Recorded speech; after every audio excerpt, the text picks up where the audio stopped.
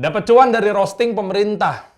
Apakah itu halal hukumnya? Maka tergantung dari saya bilang, kalau masih dalam koridor yang dibolehkan ya oleh pemerintah, maka halal-halal saja.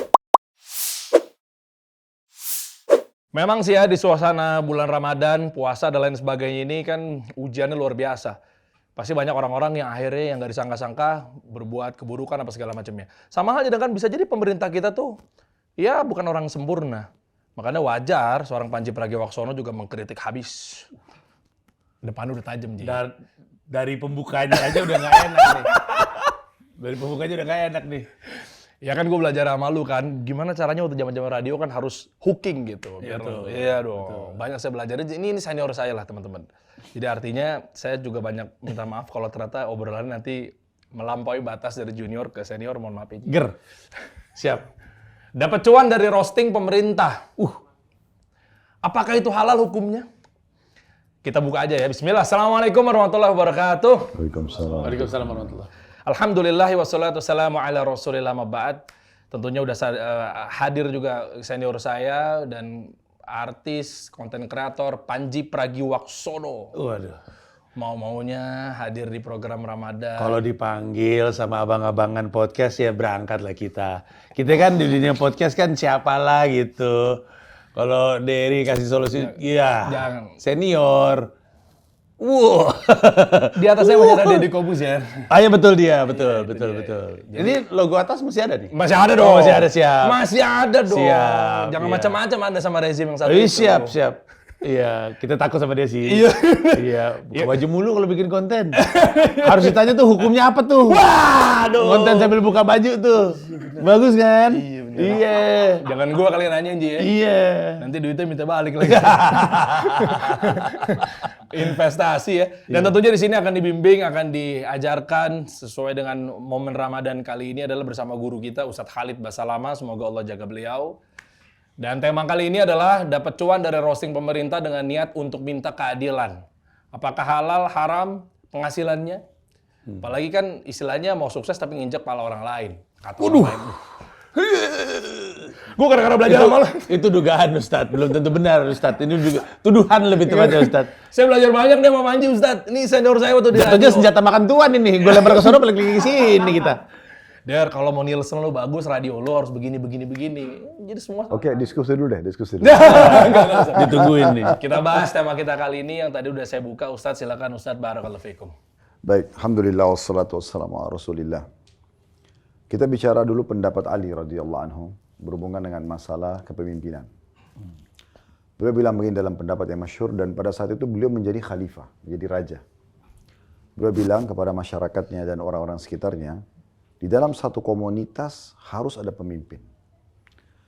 Dan beliau menggunakan dua istilah, bir atau fasik. Bir itu orang baik, sempurna secara agama. Fahamlah kasus Abu Bakar, Umar, Uthman, Ali yang jadi pemimpin ini orang-orang faham agama. Jadi mereka bertakwa sama Allah. Atau orang fasik. Fasik ini beragama tapi masih ada juga pelanggaran-pelanggarannya. Beliau mengatakan harus ada di satu komunitas. Lalu orang-orang sekitarnya bertanya, wahai Amir Mu'minin, wahai pemimpin orang-orang beriman. Kalau orang bir, orang yang baik, sempurna secara agama, akhlaknya segala macam, kami fahamlah wajar jadi pemimpin. Tapi bagaimana kalau orang fasik?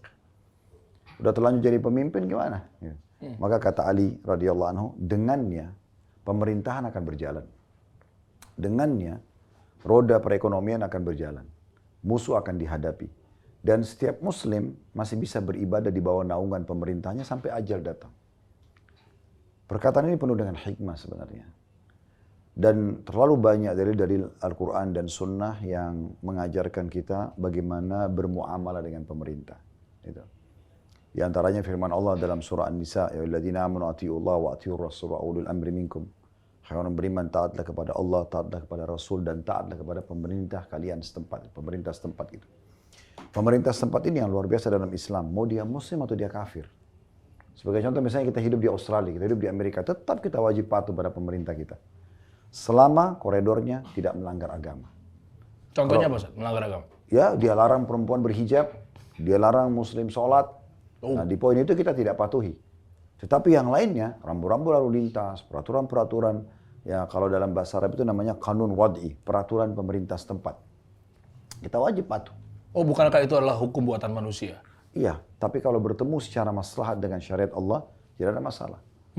Ya kan? Rambu-rambu lalu lintas itu ada masalahnya. Kalau tidak rambu-rambu lalu lintas, maka pasti akan macet di mana-mana. Adanya KTP, adanya ijazah, adanya paspor, adanya identitas lah kita, akte lahir dan segala macam itu dibutuhkan. Maka itu maslahatnya ketemu. Karena Islam memerintahkan untuk memakmurkan bumi, tidak membuat kerusakan. Itu banyak sekali ayat Al-Quran berhubungan dengan masalah itu. Oke. Jadi memang kepatuhan kita ini adalah landasan dasarnya. Gitu. Selama bukan maksiat. Kata Nabi SAW, taatilah pemimpin kalian walaupun yang memimpin kalian adalah seorang budak berkulit hitam dari Habasyah. Kenapa Nabi sebutkan ini? Karena waktu itu budak-budak itu banyak dari Ethiopia, dari Habasyah. Dan rata-rata mereka karena budak bisa diperjualbelikan. Dan mereka ini di masa itu dianggap manusia level 2. Level 1 itu manusia bebas. Level 2 itu manusia budak. Budak-budak ini dari mana? Dari tawanan perang, dari orang yang dirampok. Zaman dulu kan nggak kayak sekarang. Sekarang kan aman. Orang penerbangan pesawat, transportasi darat, udara, semua laut aman kan. Sedikit ada teror sudah nyebar seluruh dunia gitu kan. Kalau masa dulu, mungkin di masa Majapahit misalnya kita di Indonesia, kita keluar dari Jakarta ke Surabaya bisa habis tengah jalan. Perampok bisa tiba-tiba datang, rampok kita lalu kita dibawa ke pasar perbudakan dijual jadi budak.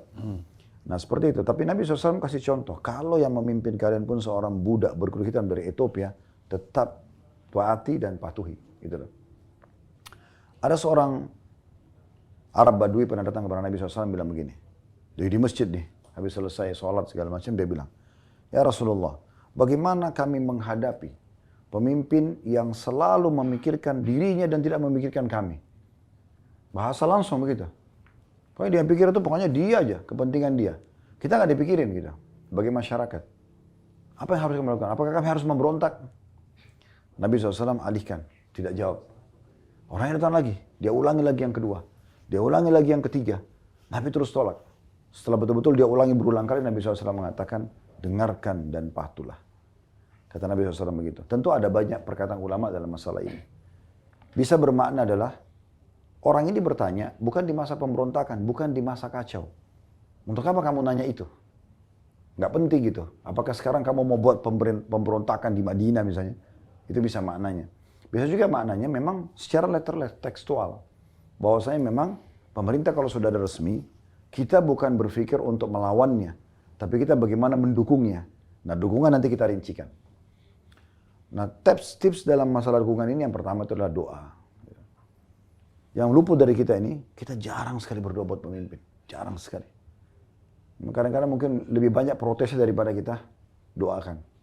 Ini bukan beliau atau orang lain ya, siapa saja secara umum. Iya, karena di Saudi itu, kalau antum keliling seluruh Saudi ya, semua kotanya, semua masjidnya, itu kalau khutbah Jumat tidak pernah luput mendoakan pemimpin mereka. Panjang umur, dapat hidayah, supaya semua menterinya, orang-orang yang mendukung dia untuk mendukung Islam dan kaum muslimin serta memakmurkan negara, selalu. Yang aminkan sekian juta orang, seluruh masyarakat yang Jumatan. Itu luar biasa. Pertanyaan sederhana, berapa orang khatib kita yang doakan? Yang ada malah jatuhkan, gulirkan, dan segala macamnya. Dan yang didahulukan adalah menurunkan, seperti mengganti pemimpin ini. Dia pikir seperti menukar gelas dengan gelas atau minuman dengan minuman. Dia lupa kalau ini mengganti dan ada celah kosong, musuh-musuh negara bisa menguasai negara dalam seketika. Berapa banyak dalam kisah negara-negara di masa dulu kan begitu kerajaan-kerajaan dikuasai, jeda pertikaian antara anak sama ayah saja atau saudara sama saudara, udah cukup meruntuhkan kekuasaan yang besar. Contohnya gitu. Nah, orang harus lebih berpikir masalah-masalahnya. Nah, kita harus berdoa sebenarnya. Kalau seandainya kalian semua punya doa mustajab, apa yang kalian doakan? Banyak orang nyebutin doa-doa masing-masing. Kalau saya tahu doa saya mustajab, satu, saya akan berdoa agar pemimpin dapat hidayah.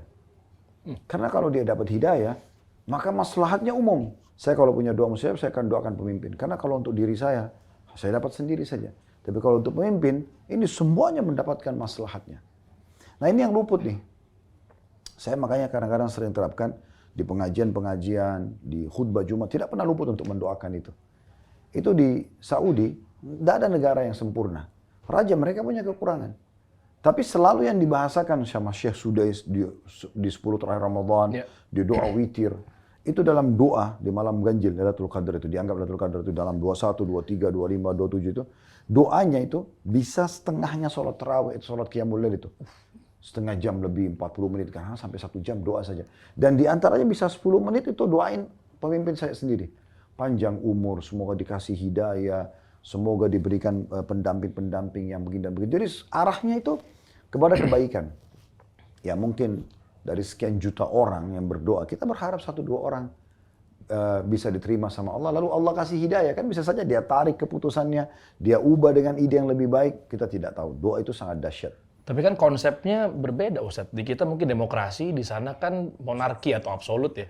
Jadi memang pemimpinnya ya udah satu, dan kita kan jadinya ini kan bahasanya apa ya? Bisa jadi ya nggak kita dukung yang... Sebentar, belum selesai. Oke, baru poin 1. Oh iya benar. Terlalu buru-buru. Baru doa. Tenang. Jujur terlalu cepat. Ya. Jadi kita kan baru bicara masalah sistem yang berbeda kerajaan atau republika itu sistem aja. Kita sekarang bicara global. Antum sedang tanya masalah hukum syariat Islam. Oke. Kan gitu. Islam mengajarkan begitu. Sistemnya kerajaan atau demokrasi di pemerintahan republika sama aja. Nggak ada urusannya. Kita sedang bahas pemimpin. Apa yang harus dilakukan kalau dia jadi pemimpin, kita jadi masyarakat. Yang pertama doain. Oke. Imam Ahmad itu pernah disakiti oleh khalifah di masa kerajaan beliau. Dan sudah berdarah-darah di penjara sekian tahun. Beliau mengatakan, siang dan malam saya selalu doakan supaya dia dapat hidayah. Selalu. Padahal dalam kondisi beliau tertonimi. Dan betul-betul Allah kasih hidayah akhirnya. Karena dia tahu ini adalah bagian daripada perintah Allah dan Rasulnya. Jadi kita jangan anggap remeh kekuatan doa dulu. Itu yang penting. Daripada kita cuma tahu protes segala macam dan kita tidak doakan, maka jadinya apa gitu. Ya. Saya melihat ini sebagai contoh gini ya, mungkin Mas Panji juga. Kalau kita memiliki 1 orang istri dan 3 orang anak lah, misalnya. Bagaimana repotnya kita mengurus ini? Ya kan, kita ada manajemen rumah tangganya, pengurusan masalah nafkah, makan, minum, tempat tinggal, listrik, segala macam, transportasi. Belum kesehatan mereka, belum keselamatan mereka, belum pendidikan mereka. Ini kita ngurus gini saja luar biasa. Orang kalau punya 2 istri, 3 anak lagi, lebih besar lagi. Orang kalau punya 1 perusahaan, pegawainya 10-20 orang, sudah repot untuk mengurusnya. Dia harus pikirkan terus gimana nih supaya motor perusahaan bisa berjalan. Kalau punya 100 pegawai, 1000 pegawai, kalau punya 2 perusahaan, 3 perusahaan, bagaimana dia mengurusnya? Kadang-kadang orang kalau 1 perusahaan aja dengan 100 pegawai, belum tentu dia bisa tidur malam hari kalau ada konflik terjadi. Saya pernah duduk sama 1 RW di Makassar waktu itu. Kebetulan di komplek kami itu, saya masih di Makassar itu, ada 1 permasalahan yang perlu didiskusikan, Pak RW-nya hadir. Sambil nunggu warga kumpul, saya tanya, Pak RW, maaf, berapa keluarga, berapa kakak di bawah naungan Pak RW? Dia bilang 3.000 kakak. Saya nggak tahu nih, waktu itu saya berpikir, gimana Pak RW ini masih bisa tenang berpikir ya, 3.000 kakak diurus gitu kan. Orang urus 1-2 kakak aja luar biasa. Coba bayangkan nih, gimana kalau kelasnya bupati? Gimana kelasnya gubernur? Gimana kalau kelasnya presiden? Itu kalau presiden saya melihat pribadi nih. Kalau dia masih bisa tidur, itu luar biasa. Masih bisa tampil dengan prima, masih bisa mewakili negara, masih bisa mengatur ekonomi, militer. Wah, itu luar biasa itu. Banyak masyarakat kita ini seperti ini. Saya kasih contoh kadang-kadang di pengajian supaya mudah difahami. Kita ini seperti penonton bola. Di lapangan ini pemain bola profesional.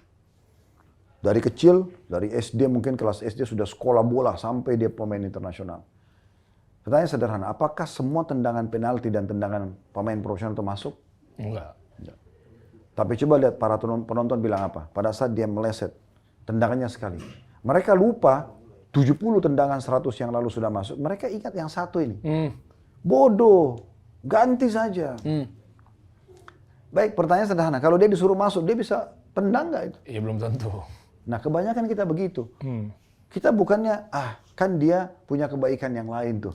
Mungkin sekarang dia tidak cetak gol, mungkin nanti sebentar 5 menit lagi dia bisa cetak gol. Mungkin pertandingan karena dia cetak gol. Kita nggak berpikir ke positifnya, kita banyak ke negatifnya. Dan ini bicara masalah Lenser ganti pemimpin ini, bukan main-main ini gitu. Mereka anggap ini seperti gampang, ganti pemain aja nggak gampang gitu kan. Apalagi nih ke situ. Jadi cobalah kita lebih fokus ke masalah doa. Yang kedua, kita melihat alur-alur yang dibolehkan oleh pemerintah. Misal contoh pemerintah memang mengizinkan kita bicara di media. Misal contoh pemerintah tidak masalah. Oke, silakan sampaikan kritikan Anda. Ya. Mungkin ada caranya, mungkin dengan ini. Kita jalan, alurkan seperti itu. Atau misalnya pemerintah izinkan untuk menyampaikan melalui satu kontak, CS misalnya, customer service-nya, atau melalui tokoh masyarakat misalnya, yang kemungkinan besar bisa menyampaikan inspirasi kita. Gitu. Nah itu semua masih banyak yang bisa kita lakukan gitu. Selama masih koridor dibolehkan tidak ada masalah. Ya, karena nasihat terhadap pemimpin dengan cara yang dibolehkan itu ibadah, tidak masalah. Tapi dengan cara yang benar gitu. Kita ini sensitif ya, tinggal masalah kita mengatur niat kita. Kadang-kadang niat kita ini memang ada yang benci, hasad dan segala macam setan tunggangi itu. Ada juga memang orang murni mau memberikan masukan itu. Tapi kita berada di koridor yang betul-betul yang dibolehkan lah. Nah seperti itu. Dan ini saya rasa insya Allah baik. Gitu kan. Apalagi kalau kita bicara dengan ahlinya, orang yang ahli. Saya tidak setuju sebenarnya kalau semua masyarakat, kalau di pilpres, di pilkada, semua bicara tentang masalah politik dan kepemimpinan. Bahkan ibu-ibu pun lagi goreng makanan, bicara sama temannya tentang masalah itu. Di pasar jadi pembicaraan, di warung kopi pembicaraan. Seakan-akan pemimpin, dia lebih paham cara memilih pemimpin atau lebih tahu kriteria atau karakternya gitu kan. Ini sayang banget. Ada suami istri bertengkar gara-gara itu. Anak sama ayahnya ribut karena yang satu pilih nomor 1000, yang satu 1001 misalnya. Dan seterusnya. Ini semua hal-hal yang tidak diperlukan sama sekali gitu. Ya udah siapa mau milih ini, ya ini, yang ini pilih ini, contohnya gitu ya. Sekarang pertanyaan kadang-kadang yang muncul begini. Terus bagaimana kita mengubahnya? Kita kadang-kadang langsung ke hal itu sebelum kita jalankan tips tadi ini. Kalau kita nggak begini, bagaimana kita mengubahnya? Kalau kita tidak, bagaimana? Nah, sudah dicoba belum? Masalahnya, pepatah bahasa mengatakan jarib ta'rif. Coba, kau akan tahu. Kalau kita tidak coba, bagaimana kita tahu? Dan coba itu, namanya mencoba, tidak ada namanya sekali atau dua kali. Eksperimen, pencoba itu adalah beberapa kali. Mungkin yang ke-10 baru berhasil, mungkin yang ke-20 baru berhasil, tidak masalah. Dengan kekuatan akidah seorang muslim, dia tahu ada Tuhan yang maha pengawas. Mengatakan, Allah tahu kenapa pintu diangkat, kenapa ujian itu ada. Dan ulama sepakat mengatakan, pemimpin itu adalah simbol dari masyarakatnya. Kalau masyarakat itu baik, Allah kasih pemimpin yang baik. Masyarakat itu buruk, Allah kasih pemimpin yang buruk. Kontennya Panji itu, lu pernah ngomong gitu kan? Iya, kurang lebihnya. Iya. Jadi sebenarnya, ulama sepakat, yang saya pernah pelajari begitu ya, yang kami belajar itu, adalah bagaimana pembenahan secara merata di masyarakat, itu nanti Allah datangkan kebaikan bagi pemimpin. Seperti itu kurang lebih. Oke. Iya. Insyaallah, jazakallah khair, barakallahu fikum. Panji, ada yang mau Belum. tanyakan? Ini Oh, belum? Belum selesai. Oh, masih panjang nih, seru. Enggak, ini Saya mau Terlalu buka. buru-buru, Ustaz. Ya, ini pondasi, ini muda. mukadimah. Gue tahu hati lu juga pasti mau jawab kan? Bukan, soalnya gini, pertanyaannya kan itu pendapatannya boleh. Ya, nggak? siap. Kan kita ditanya itu halal atau tidak. Maaf Ustaz, lanjut Ustaz. Nah, kalau kita angkat di media, kita berikan teguran. Kalau masih di koridor poin tadi yang saya bahasakan ya, masih dibolehkan oleh pemerintah lah. Silakan sampaikan, silakan begini. Kita berikan masukan, kita datangkan data. Dan itu adalah dengan bahasa-bahasa yang santun, wajar ya. Contoh misalnya gini, kita nggak usah jauh-jauh. Kalau kita punya anak kecil, kita pasti berharap sebagai ayahnya untuk dipanggil ayah. Misalnya, untuk dipanggil apalah ya, papi, abi, istilah apalah gitu kan. Dan kita pasti tidak terima kalau anak itu tiba-tiba manggil, misalnya namanya ayahnya Ahmad. Ahmad. Oh iyalah. Itu anak kita. Nah sebenarnya orang yang menjabat dari pemerintah itu seperti ayah kita itu. Dia nggak mau, pasti dia nggak terima kalau kita ngomongnya, itu begini-begini. Cara protes itu kayak anak kecil, protes ayahnya itu nggak masuk akal. Tapi pada saat anak itu datang, kita sebagai anak nih, ayah kita lagi buat salah. Ayah, maaf ayah, ada begini, ada begitu. Mungkin kita sebagai ayah lebih bisa menerima kan. Itu retorika itu yang penting diterapkan sebenarnya. Rahimallahu amrin khataban nas al hasbu uqulihim. Semoga Allah merahmati seorang hamba yang mengajak bicara seseorang sesuai dengan levelnya. Pernah ada pengemis di masa Aisyah radhiyallahu anha, setelah Nabi SAW meninggal nih. Lewat seorang pengemis, lalu Aisyah kasih, orang itu tidak dipersilakan duduk, gak dikasih makan, langsung pergi. Ada orang kedua lewat, Aisyah panggil. Duduk, dikasih tempat duduk, dikasih hidangan, baru dikasih pemberiannya. Orang sekitar itu tanya, wahai Ummul Mukminin, wahai ibunya orang-orang beriman, karena istri Nabi kan dipanggil itu. Kenapa Anda bedakan dua pengemis ini? Dia bilang apa? Begitulah Rasulullah SAW mengajarkan kami. Kalau yang pertama, dia tidak menilai pemberian, dia tidak penting kita tawarkan duduk atau tidak. Dia biasa aja, jiwanya dia memang sudah lemah orang ini. Cuma yang penting dia dapat kebutuhannya, dia pergi. Tapi yang kedua ini, pengemis sebenarnya, tapi dia punya harga diri. Dia nggak mau minta, orangnya nggak mau minta. Tapi kita tahu dia orang susah. Orang seperti ini kita yang merayunya untuk menerima pemberian kita. Muamalah sama orang miskin aja ada seperti ini. Apalagi muamalah dengan pemimpin. Nah kita kembali kepada pertanyaan tadi, ngerucut kepada jawabannya. Sekarang halal gak kita kalau misalnya memprotes pemerintah atau kita memberikan masukan di media lalu kemudian ramailah komen, kita jadi punya banyak income dari situ. Maka tergantung tadi saya bilang, kalau masih dalam koridor yang dibolehkan ya oleh pemerintah, maka halal-halal saja. Tidak masalah. Karena itu kita tidak ada pelanggaran di situ. Ya kan? Kita memberikan komen-komen positif gitu ya. Dan perlu kita pahami, ini masalah konten ini. Saya bukan mengajarkan pada antum, tentu antum juga orang-orang konten kreator mungkin paham masalah ini. Sebenarnya kualitas kita itu terlihat dari konten kita. Itu penting sekali untuk dikasih oleh semua konten kreator. Apa yang kita tuangkan dalam konten kita, itulah pribadi kita. Kapan kita ugal-ugalan, kita ribut-ribut, berantem hanya sekedar yang penting rame, ya itulah konten, itulah pribadi kita. Orang kan bisa baca, berarti yang akan datang juga, jadi follower kita orang yang seperti kita. Biarkan kita berada di level yang berkualitas. Jangan berada di level menengah ke bawah, kita menengah ke atas. Informasi yang kita sampaikan valid, bahasa yang kita gunakan elegan. Semuanya, jadi yang datang itu pun, politikus pun kalau mau mendengar, dia mau dengar, oh ini elegan nih orang ini. Ini cocok nih, berpendidikan. Kalau kita ugal-ugalan, walaupun nasihat kita baik, nggak bakal didengar. Karena mereka sudah terpengaruh dengan pertama retorik yang kita gunakan. Apa nih bahasanya? Kayak nggak berpendidikan aja nih. Siapa yang mau dengar? Udah, bahkan bisa saja mudarat. Mungkin dia suruh tangkap kita, mungkin apa, kita nggak tahu. Jadi, poin penting dikatakan pada konten kreator, kontenmu adalah pribadimu. Itu penting. Jadi kita harus tuangkan sesuatu yang berkualitas, bermanfaat, edukatif gitu. Tidak apa-apa kita kreatif. Ya, tidak apa-apa kita orangnya itu betul-betul inovatif. Tapi yang bermanfaat. Biar kualitas diri kita, pribadi kita dibaca. Akhirnya orang bisa baca. Orang bisa tahu, oh ini kualitasnya bagus. Sekarang di antara semua media TV, pasti kan ada level-levelnya tuh. Pasti level yang paling baik itu karena orang lihat kontennya. Oh ini berkelas nih. Nah, gitu. Seperti itulah kurang lebih. Nah ini juga poin penting untuk digarisbawahi. Siap. Masya Allah, barakallahu fikum. Dari tadi mungkin Panji pengen ada yang diutarakan atau mungkin ditanyakan terhadap hal ini. Sebenarnya Ustadz, saya tadi sangat-sangat tertarik ketika Ustadz tadi mengatakan bahwa sebenarnya salah satu bentuk koreksi itu harus didasari dengan semangat untuk mendukung. Saya juga selalu merasa saya mendukung, misalnya saya sebagai bagian dari masyarakat Indonesia, itu kan kita udah punya presiden, terlepas dari kita milih atau tidak presidennya, ini adalah presiden kita mesti dukung. Makanya saya sangat tertarik sama ucapan yang pertama soal mendoakan, itu saya rasa memang sangat sering dilupakan. Dan yang kedua bahwa koreksi itu adalah bagian dari bentuk dukungan. Hanya saja di masyarakat mungkin banyak yang kurang bisa membedakan mana koreksi, mana sergahan atau mungkin hinaan gitu. Tapi kalau saya sendiri, saya cenderung lebih, saya punya pertunjukan kemarin namanya Menser ya, itu tidak didesain untuk mengkoreksi pemerintah justru, didesain untuk mengkoreksi masyarakat. Karena menurut saya seperti yang tadi sempat diungkap, kita dapat pemimpin yang merupakan cerminan masyarakatnya. Jadi kalau kita ingin mendapatkan pemimpin yang terbaik, masyarakatnya juga harus lebih baik gitu. Nah saya agak penasaran dalam sejarahnya mungkin ada kisah-kisah di masanya Rasulullah di mana ada bentuk edukasi kepada masyarakat untuk menghasilkan pemimpin-pemimpin yang baik gitu. Apakah ada proses itu pada masanya atau pernah dikisahkan bagaimana caranya melahirkan pemimpin-pemimpin baru untuk masyarakat gitu?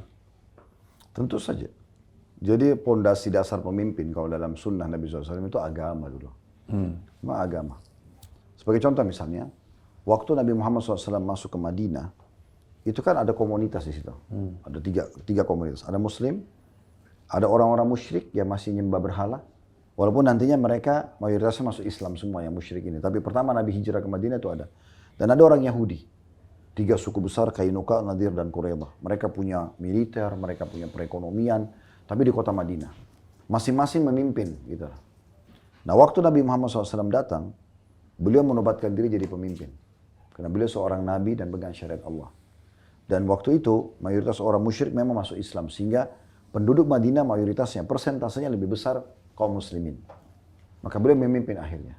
Tapi beliau pada saat memimpin, beliau membiarkan orang Yahudi dengan ibadahnya, dengan retorika mereka, cara hidupnya silahkan. Nabi SAW tidak ganggu. Makanya Nabi membangun 3 pondasi negara waktu tiba di Madinah itu. Yang pertama membangun masjid, Quba dan Masjid Nabawi. Untuk menunjukkan simbol umat Islam. Jadi kayak kita sekarang ada Masjid Agung, Masjid Raya. Istiqlal itu. Ya, pokoknya itu sangat tepat di komunitas dan minoritas Muslim. Nabi contohkan itu. Yang kedua beliau persaudarakan antara muhajirin dan ansar. Kalau ini kita mungkin pribumi dan pendatang. Ya. Bagaimana dipersaudarakan? Tidak ada beda loh di antara kalian. Sama-sama penduduk Madinah. Muslim sama Muslim ini harus bersaudara dan segala macam. Itu persaudaraan. Namanya mu'akha. Sehingga orang-orang ansar betul-betul menganggap muhajirin itu bukan pendatang. Tapi mereka adalah saudara kita yang sama-sama. Sampai ada orang ansar itu dalam surah Al-Hasyr dikatakan wa yu'thiruna ala anfusihim walau kana bihim khassasah. Mereka memaksakan diri membantu orang-orang muhajir walaupun mereka membutuhkan gitu.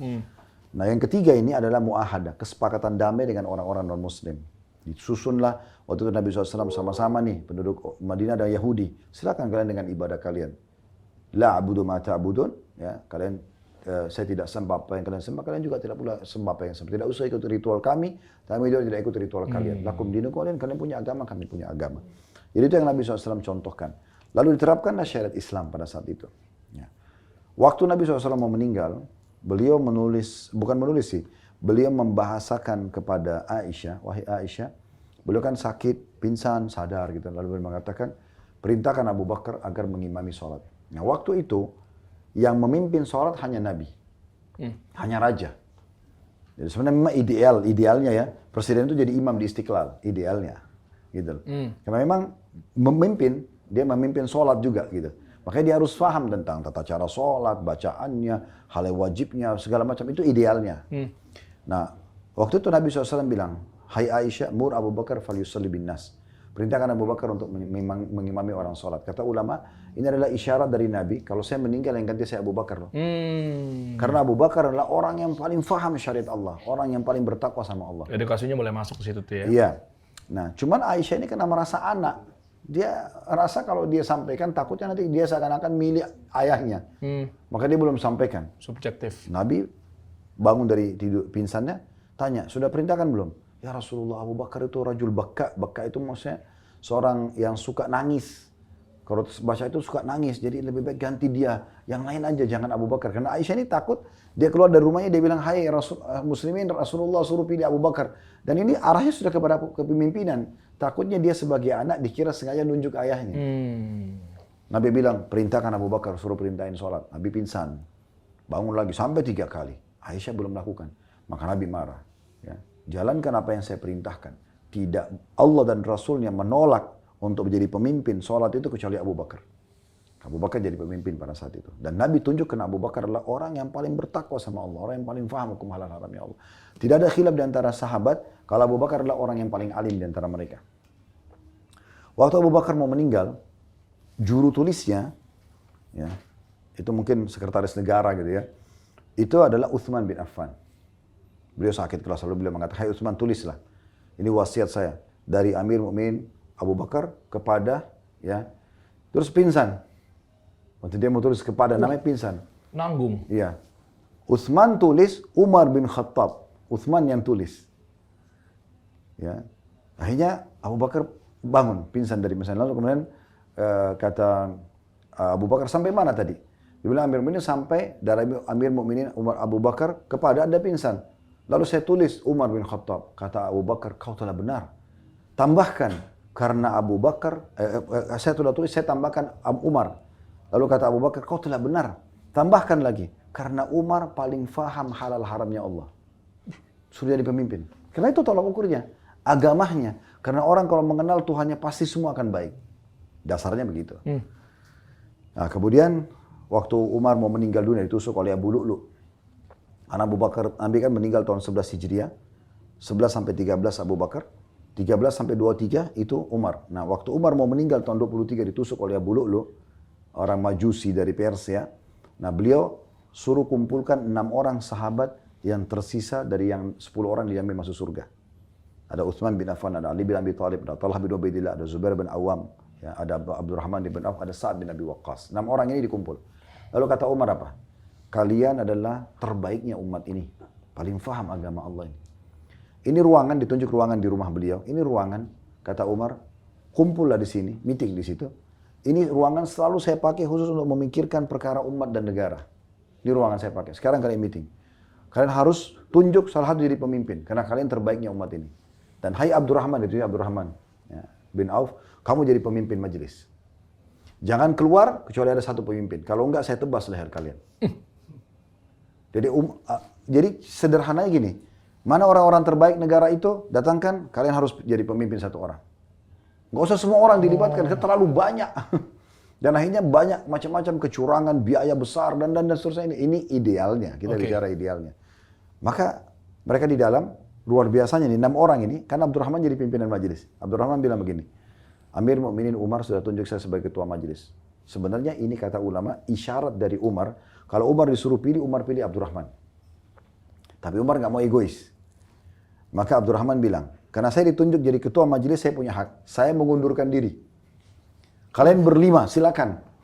Top. Yang berlima ini tunjuk-tunjukkan. Kamu. Udah.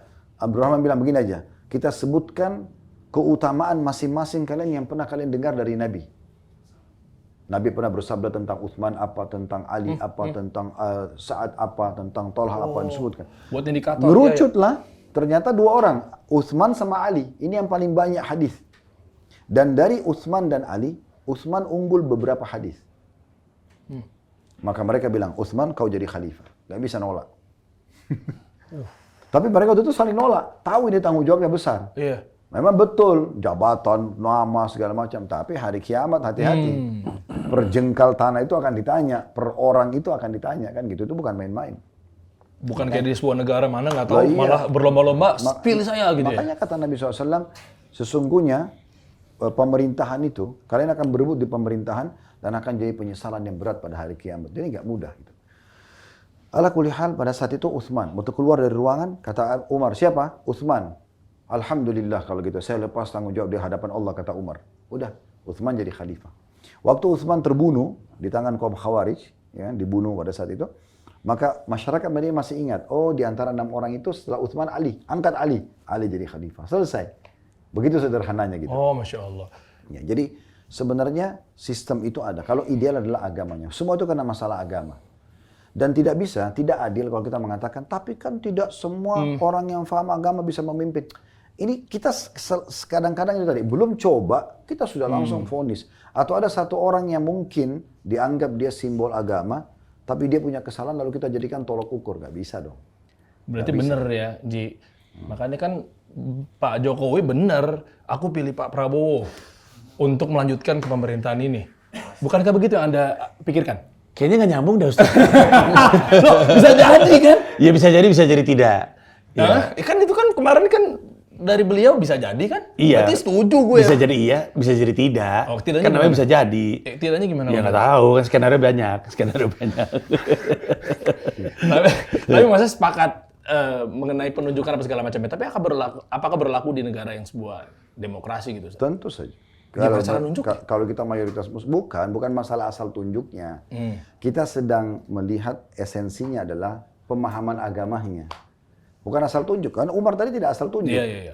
Mengumpulkan, misal contoh, kita kumpulkan semua profesor di Indonesia, contoh kalau gitu kan, semua kita kumpul dari semua kampus, orang-orang yang memang di bidangnya, bidang politik dia nguasain, perekonomian dia kuasain, mereka lah yang diskusi nih.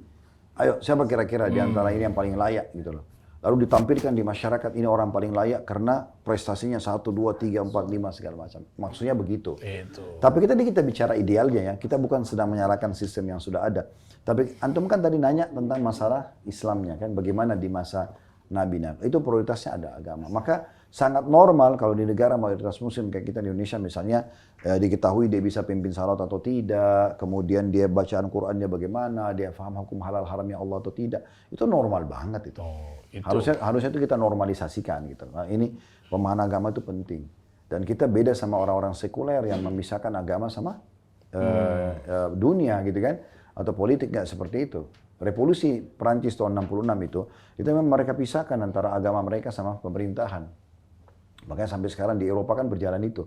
Tapi kalau kita tidak seperti itu dalam Islam, kita tidak bisa pisahkan antara agama dengan politik, dengan sosial, dengan ekonomi. Memang agama itu mengontrol semuanya. Kalau yang berlaku di Indonesia gimana? Ya umumnya ada juga yang mengkotak-kotakan dikotomi bahwa agama-agama jangan gabungkan antara agama. Lu biar gue ngomong nih, gue tahu. Enggak, gue saja. Republik kita di apa? Apakah kita seperti itu? Apakah kita sekuler juga? Kalau menurut lu gimana? Jangan nanya ke gue. Loh, Kalau gue kan memang gue ngeliatnya dari sosok figurnya. hostnya. Bukan, maksudnya gini Ji. Gue ngeliat dari sosok figurnya bahwa itulah kayak susah, nggak ada alasannya gue nggak dukung Pak Prabowo. Saat ini memang itu cerminan pemimpin saat ini. Ya boleh-boleh aja kan Ji. Boleh lah. Iya kan dari... Dan sebentar. Kalau kita bicara tentang masalah agama, sebenarnya tidak perlu kita harus hubungkan dengan pemerintah kita sekarang atau yang nanti atau yang sebelumnya. Iya. Karena kita Ini bicara hanya ngomongin Islam, hukum Ustaz. ini bicara tentang Islam akan berlaku di semua negara, di semua waktu. Kita kan tadi bicara tentang Islam, idealnya seperti itu, gitu kan? Idealnya seperti itu. Satu sisi begini, saya juga ingin berbagi ini, saya sering sampaikan di pengajian waktu itu, saya sampaikan juga di acara 17 Agustus. Karena saya banyak menepis persepsi orang yang mengatakan Indonesia bukan negara Islam, gitu kan? Indonesia begini dan begitu misalnya, ya. Ada pro kontra lah, ada yang terlalu ekstrim, menganggap kita harus jadikan negara Islam di Indonesia begini-begini. Ada juga yang mengatakan, dari mana Indonesia ini begini? Kebanyakan kalau saya lihat ini negatif gitu. Maka saya menjawab pada saat itu, untuk umat Islam secara khusus, saya melihat ya dengan kacamata saya, di Indonesia ini, mungkin yang belum diterapkan itu hanya sebagian kecil dari syariat. Dari syariat ya.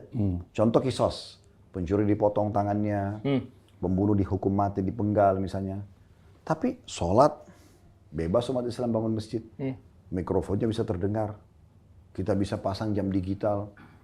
Nah, pemerintah dukung. MUI keluarnya jadwal sholat sepanjang tahun dan banyak sekali. Puasa Ramadan diiklanin, pemerintah dukung. Awal Ramadan, Lebaran, gitu kan. Semua program sosial silakan jalankan.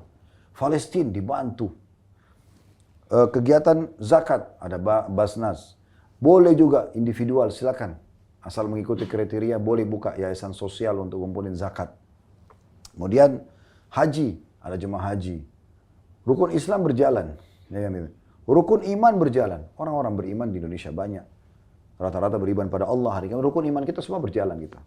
Jadi sebenarnya kita mau katakan juga Islam mau di Indonesia harus negara Islam. Ya sudah Islam ini.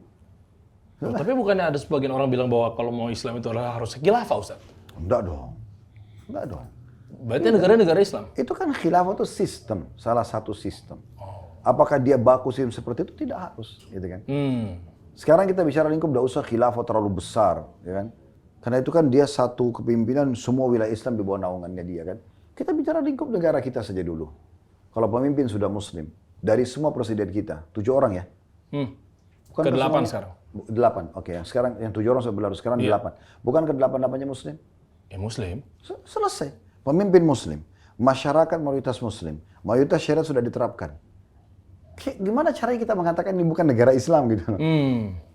Ya. Jelas-jelas gitu. Kita kalau tetangga kita Singapura, azan nggak kedengaran. Saya ke Singapura tadi cuma bisa dalam masjid, nggak boleh keluar. Di Australia nggak bisa kedengaran azan. Di Singapura ada peraturan, orang kalau meninggal, organ tubuhnya boleh disumbangkan. Nggak ada tuh di Indonesia peraturan itu. Di Malaysia itu baku, setiap khutbah Jumat harus dari pemerintah. Di Indonesia tidak harus tuh. Kita masih diberikan kebebasan. Setiap khatib boleh sampaikan. Di Malaysia nggak bisa, standarisasi. Harus sama semua khutbahnya. Jadi kalau satu kali salah, ya salah semua. Ya benar, Saudi benar ya? semua. Kayak Saudi, Mekah Saudi Madinah? juga tidak. Mekah Madinah bukan begitu? Oh enggak. Masing-masing tetap susun. Tapi maksudnya kita bicara lingkup-lingkup, tidak usah terlalu jauh ke sana. Tapi ini maksudnya tetangga kita ada begitu. Kita masih diberikan kebebasan. Kemarin saya duduk sama salah satu mantan menteri di Malaysia, waktu itu ada undangan kebetulan. Semua baru ngobrol tentang masalah perbedaan antara peraturan kita sama mereka. Itu antaranya itu. Saya bilang alhamdulillah kita di Indonesia ini ya masih diberikan kebebasan umat Islam. Kalau ada yang menyampaikan dalam mazhab Syafi'i bisa, dalam mazhab Hambali bisa, dalam mazhab Hanafi bisa, mereka boleh menyampaikan. Pesantren bebas kita bangun, ya kan gitu. TPA, pokoknya Islam ini bebas di Indonesia. Nah kita bahasakan begitu. Bahkan kita sangat toleran dengan orang non-Muslim. Mereka boleh beribadah dengan caranya, kita nggak ganggu. Dan itu ajaran Islam yang benar gitu. Itu ajaran Islam yang benar. Barakallahu fikum. Jadi kalau untuk nasihatin pemimpin kita di saat mungkin pemerintah kita atau mungkin pemimpin kita atau presiden kita melakukan kesalahan, nah itu seperti apa? Mungkin Panji ada yang mau disampaikan. Sebenarnya caranya atau gimana? Ya, mungkin cukup valid pertanyaan. Saya mau menanggapi sedikit ya. Boleh, silakan. Intinya tadi saya cukup menangkap apa yang Ustadz katakan. Sangat wajar kalau kita Republik Indonesia ini punya pemimpin yang paham dengan nilai-nilai Islami. Karena kita 85% Ustadz adalah umat Muslim. Jadi wajar sekali untuk punya pemerintahan yang mempertimbangkan kepentingan umat Muslim. Karena umat Muslim itu dalam hidupnya itu aturan-aturannya sangat rigid. Untuk punya pemimpin yang tidak paham, itu agak tidak mungkin. Namun kita ingat bahwa ada, seperti yang tadi Ustadz katakan, ada beberapa teman-teman yang tidak beragama Islam. Itulah kenapa produk undang-undang yang ada di Indonesia tidak hanya undang-undang yang mengakomodir teman-teman Muslim, maka si pemimpinnya juga mesti punya kemampuan, selain tentu wajib untuk tahu Islam, tapi juga tahu hal-hal lain yang ada di undang-undang kita untuk membantu yang lain. Nah makanya enaknya, dan tadi Ustadz menggambarkan dengan sangat sempurna, enaknya hidup di Indonesia itu negara dengan keterbukaan sebenarnya. Untuk teman-teman Muslim difasilitasi, teman-teman yang tidak beragama Islam juga difasilitasi. Nah, saking terbukanya makanya pemerintahnya pun, bahkan Pak Presiden Prabowo, bahkan Presiden Jokowi secara terbuka bilang, saya butuh dikoreksi. Nah, cuman sekarang betul pertanyaannya, apakah ada cara mengkoreksi pemimpin kita di Islam yang diajarkan, tak mungkin diriwayatkan di hadis gitu misalnya? Ya kalau dalam hadis yang pertama dulu ya, itu kata Nabi SAW, siapa yang melihat sesuatu yang dia tidak suka dari pemimpinnya, maka hendaklah dia berbicara berdua dengannya. Itu dulu, idealnya gitu ya. Dia berbicara berdua dengannya, lalu dia sampaikan. Kalau pesannya diterima, maka itulah target dia. Kalau tidak diterima, maka dia lepas tanggung jawab hari kiamat. Tentu ulama menanggapi hadis ini dengan cukup banyak komen-komen. Di antaranya gambaran tentang masalah pemimpin itu kan sifatnya secara umum orang ana antum siapapun yang jadi pemimpin, kita sekarang mungkin belum jadi presiden, tapi kalau jadi presiden sudah beda pribadinya pasti kita lebih tidak suka kalau dihina atau kita dipojokkan gitu. Tadi sebagai contoh anak kita saja nggak mau kalau kita dipojokin gitu kan, apalagi kalau pemimpin. Nah jadi mungkin kita lebih kepada hal-hal yang menghormati, memuliakan gitu ya. Bagaimana caranya kita menggunakan retorika itu memuliakan. Ya kepada Bapak Presiden yang terhormat, mungkin masukan dari kami 1, 2, 3, 4, 5. Nah, gitu.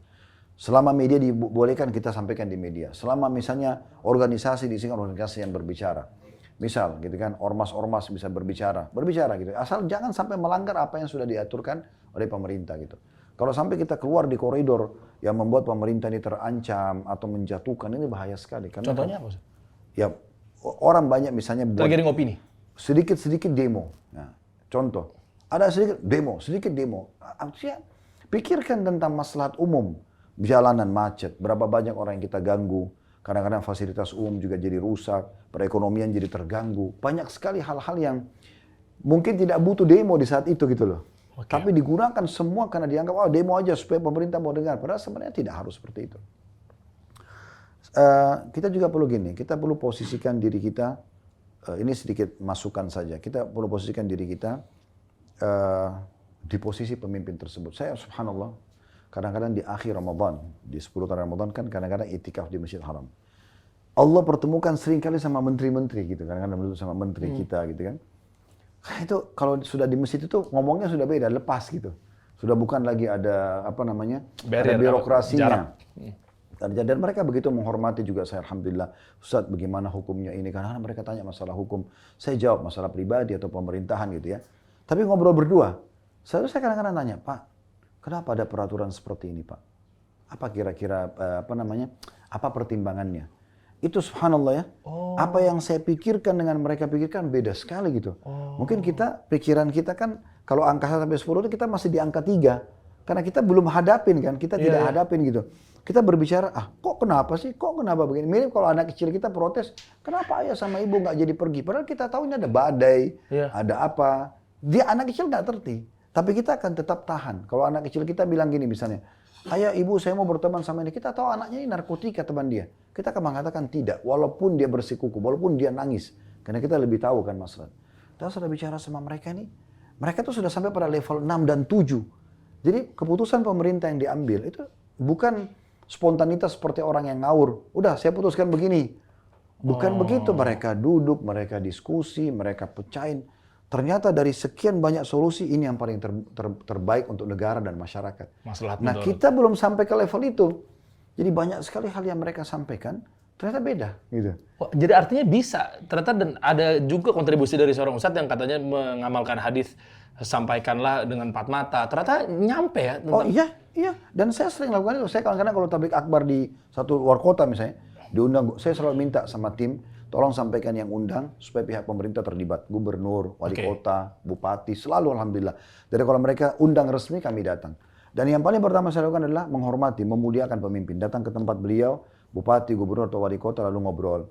Kadang-kadang setelah ngobrol, diundang makan, saya minta, Pak, bisa kita ngobrol berdua nggak? Oh bisa, Ustaz. Apa yang Bapak mau nanyakan? Ada sesuatu? Lalu beliau tanyakan, Ustaz hukumnya bagaimana? Ada orang begini, ada orang mau kasih uang, ada orang begini, macam-macam pribadi. Kadang-kadang masalah pribadi, masalah rumah tangga, masalah mengatur manajemen rumahnya, manajemen waktu untuk bekerjanya. Jadi saya jawab semuanya. Jadi sebenarnya karena kesibukan mereka belum sempat menanyakan. Iya. Nah semua hal-hal yang seperti ini harusnya dilakukan oleh semua dai. Gitu kan? Iya. Mereka bisa memberikan masukan atau tokoh-tokoh masyarakat. Karena kadang-kadang kita sudah suudzon duluan sebelum kita bertemu orangnya. Belum kita ngobrol, mungkin belum sampai informasi ke dia. Ya. Iya. Ada orang banyak tidak sholat. Waktu kita tanya, ternyata masalah pribadinya belum tahu cara sholat. Ya, saya bertemu dengan beberapa tokoh kita. Ada yang mu'allaf, ada yang sudah malam Islam. Terkenal nih, tidak sholat. Setelah saya duduk tanya, ngobrol berempat mata. Setelah ngobrol, tanya kabar, segala macam. Dia sudah, saya lihat sudah merasa nyaman gitu ya. Sudah connect komunikasi kami, lalu saya bilang, saya dapat informasi kalau belum mengerjakan sholat, ada apa sebenarnya? Ada yang bisa saya bantu. Gitu. Saya hadir sebagai orang yang siap membantu, tapi tidak ada orang, cuma berdua saja. Oh ya Ustaz, saya belum tahu caranya. Ada yang ngomong gitu tuh. Saya ajar langsung, sini Pak, saya ajarin caranya. Ini, sholat itu begini gerakannya, begini bacaannya. Saya WA Pak ya, WA namanya. Pak, bisa nggak saya ajarin uduk sekarang? Ya Ustaz, ayo, berdua. Selesai, clear permasalahannya. Ternyata cuma itu doang gitu loh. Nah kadang-kadang kita ini karena belum buka komunikasi, belum bicara berdua, jadi suudzonnya sudah kemana-mana. Iya. Soalnya redaksi tentang nasihatin pemerintah tuh harus empat mata. Gimana caranya? Emang ada akses? Makanya kalau nggak kita turun ke jalan, kalau nggak kita ke depan istana teriak-teriak ya gimana mau dengar kan gitu, Ustaz? Jadi, Akhi, gini. Apakah antum berpikir bahwasanya kalau sedang terjadi satu permasalahan, kita lebih pintar dari pemerintah kita? ya belum tentu. Nah, iya. Mereka itu orang-orang yang sudah di bidangnya, di politik itu. Mereka lebih menyayangi kedudukannya daripada kita sayangi diri kita. Mereka akan jaga itu. Nggak mungkin mereka mau rusak negaranya atau jabatannya hanya karena, nggak mungkin. Sebenarnya sudah sampai ke mereka. Tapi tadi saya bilang, mungkin kebijakan-kebijakan yang mereka ambil, itu berbeda dengan pemikiran kita. Kenapa kita nggak berikan kesempatan mereka untuk mensosialisasikan, menjalankan? Ya. Maksudnya ini coba kita lakukan gitu loh. Karena selama ini kan yang kita lakukan tidak. Lebih banyak rumor-rumor yang dikembangkan yang akhirnya membuat makin keruh permasalahan. Sebagai contoh misalnya kan pemerintah mengizinkan tuh TV nasional untuk mengundang pihak pemerintah, mereka jadi penengah gitu kan, ada hostnya. Nah, saya beberapa lihat acara begitu tuh kan. Kemudian ada pihak yang mana nih dari Ormas, dari MUI didatangkan semua, ayo kita diskusi nih. Kan ada solusi itu dan pemerintah mau buka diri. Kenapa kita nggak seperti itu? Jadi sampai pesannya. Kalau kita keluar-keluar di luar, apanya yang sampai?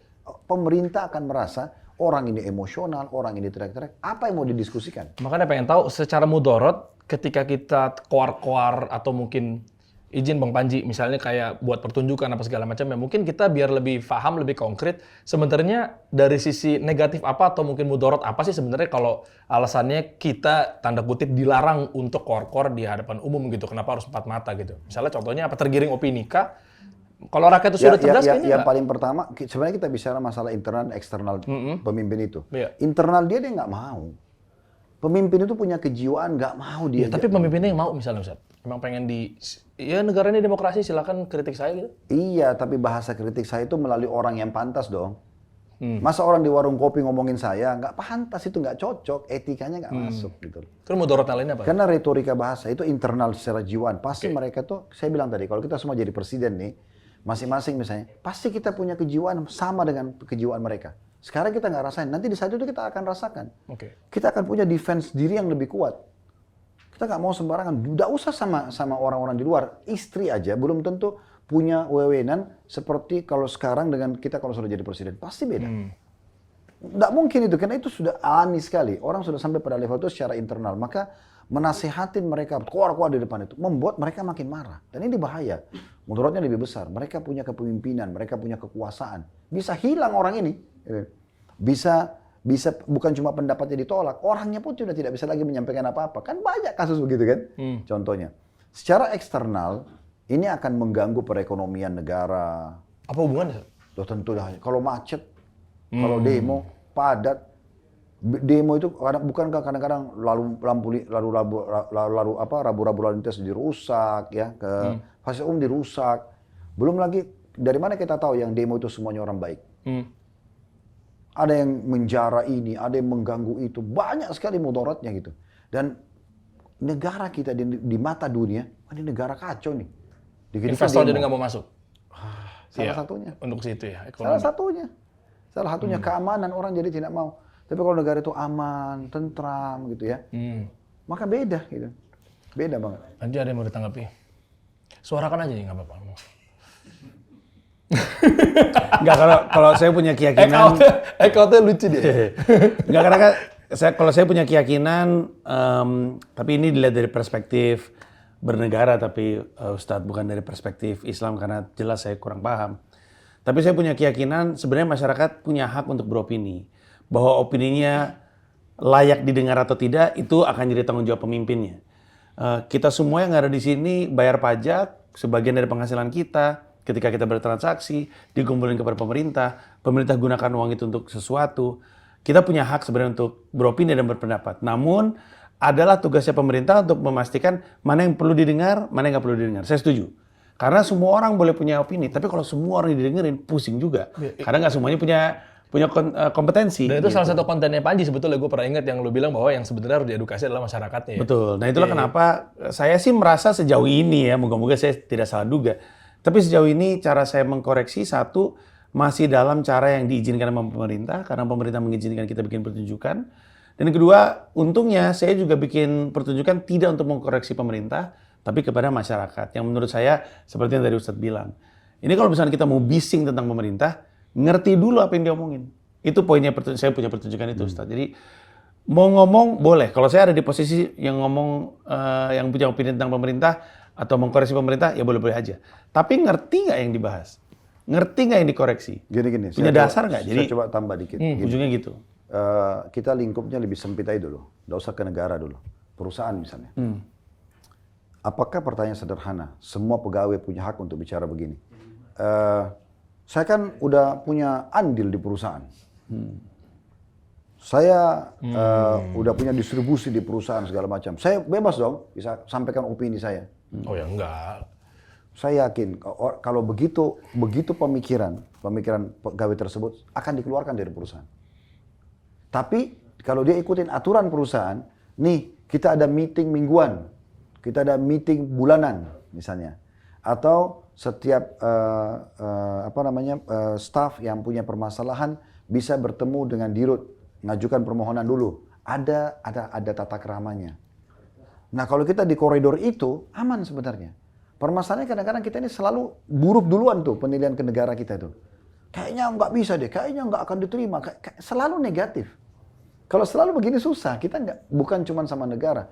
Sama teman dekat kita, pas itu kita akan jadi masalah terus. Karena kita pakai manajemen konflik. Ini manajemen konflik ini salah satu manajemen yang dibuat oleh sebagian pakar ekonomi di Amerika. Ini saya ingat dulu tuh, saya S2, saya kebetulan yang dapat nulis makalahnya gitu, di jurusan manajemen. Saya baca manajemen konflik. Apa ini gitu, kok ada manajemen konflik, apa maksudnya? Saya cari semua referensinya gitu kan. Ternyata itu lahir di Amerika pada saat itu.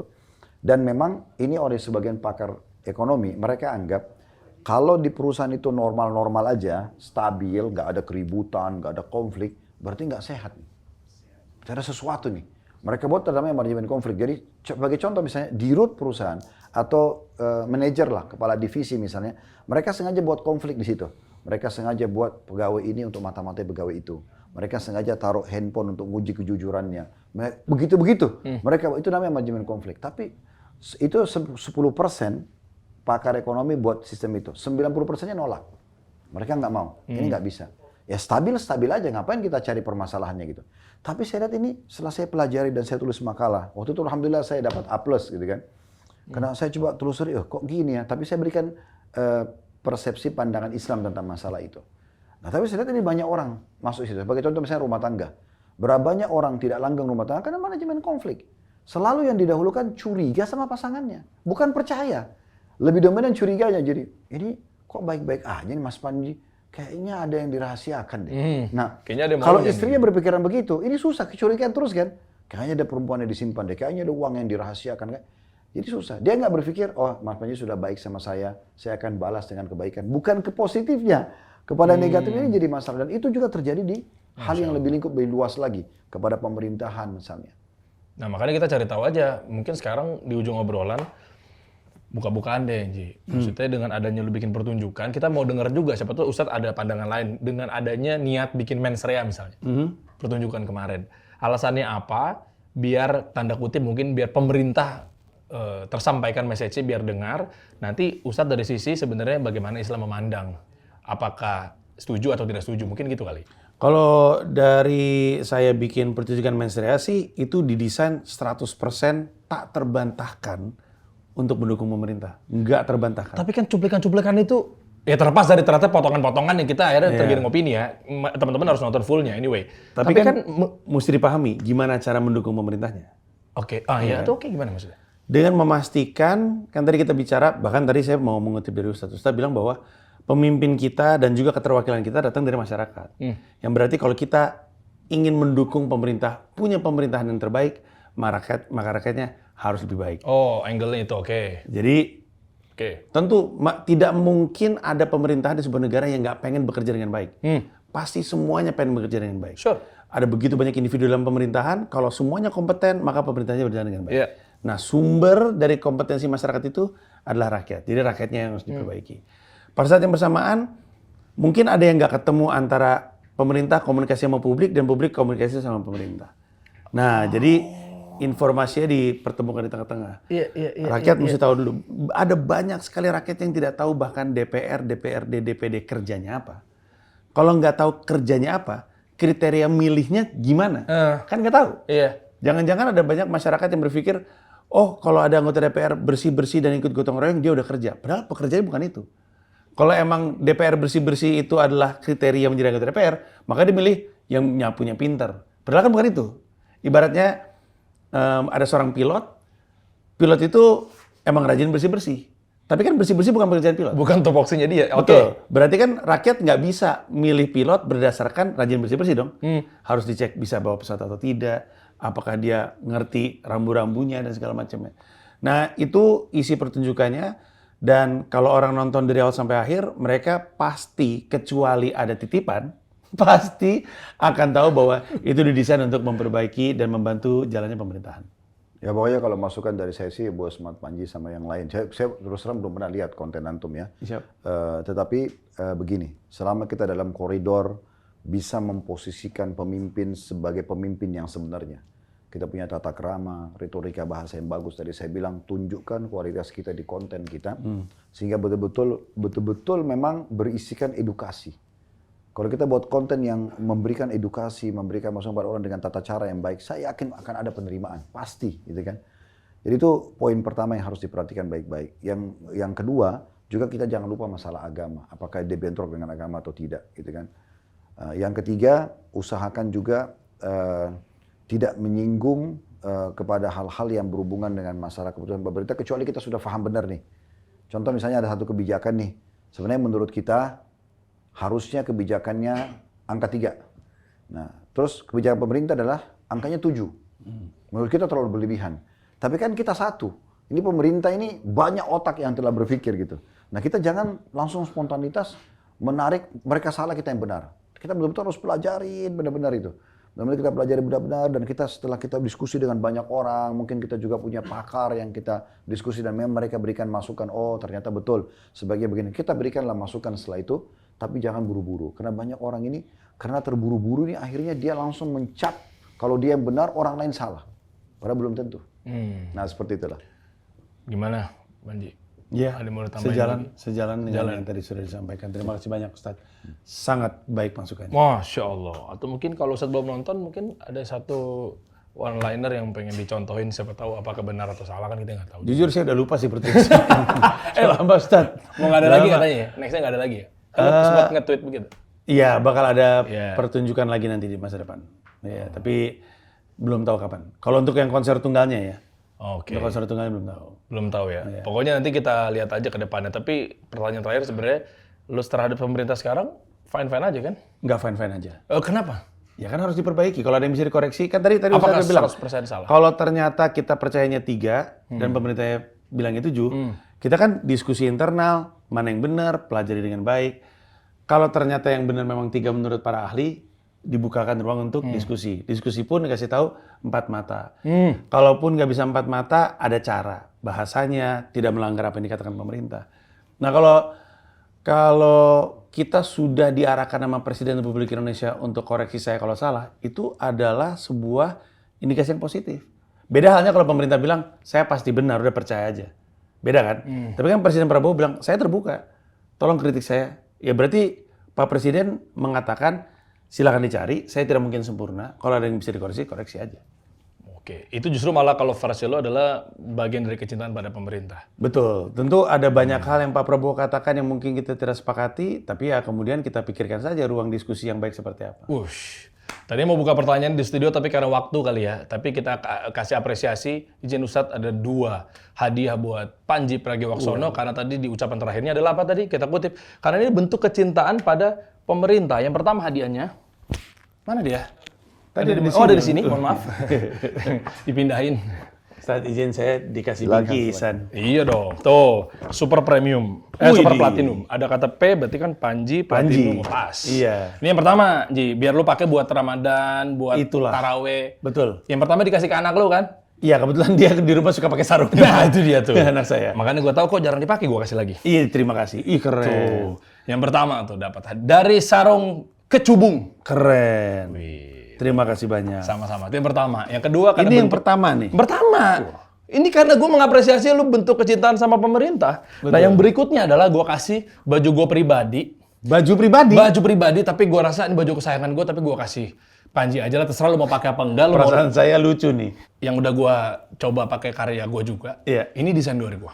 Tolong dihargai. Oke. Karena bentuk kecintaan sama pemerintah, Panji saya kasih baju Love Regime.